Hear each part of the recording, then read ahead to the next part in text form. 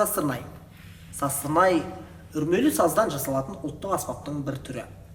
1971 жылы отырарда жүргізілген қазба жұмыстарда саздан жасалған қаздың жұмыртқасындай музыкалық аспап табылады. Ол сасырнай болатын. Сасырнайдың оркестр аспаптары қатарына енуі қызық оқиға болатын. Мәдениет пен өнерге қазақы таныммен төңкеріс жасаған Өзбекәлі Жәнібеков келіп, Гүлфайруз Далбағайға «Мынау флейтаңмен сен кімді таңғалдырам деп жүрсің? Флейтаны іздейтін, жоқтайтын Еуропаның өзінің адамдары бар. Міне сенің қолыңа мына сасырнайды берем. Кімнен үйренесің, қалай үйренесің білмеймін, бірақ мұны үйренуің маңызды. Мен енді флейтаның дыбысын естімейтін болайын деп бұйырады.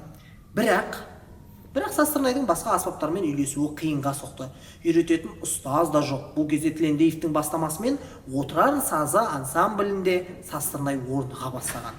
Режиссердің атақты дирижері профессор Александр Цыганков Гүлфайруз Далбағайдың орындауындағы сасырнайдың үнін естіп, қазақтар, сендер мынандай қазынаны сақтап қалған не деген мықты халықсыңдар.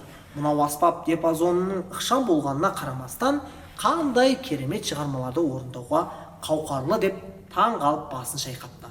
Арнайы сасырнайға негізделіп құралған сазген ансамблімен Францияға, Италияға, Түркияға, тіпті Қытайға дейін барды. Мұхит асып Мексикаға сапар шегіп, тілі де, түрі де басқа тыңдаушысына қазақтың қоңыр даласының үнін жеткізе алғанына шексіз қуанды. Тіпті отырар саз ансамблінің атауы көне қаладан табылған сасырнай үніне байланысты қойылған деседі.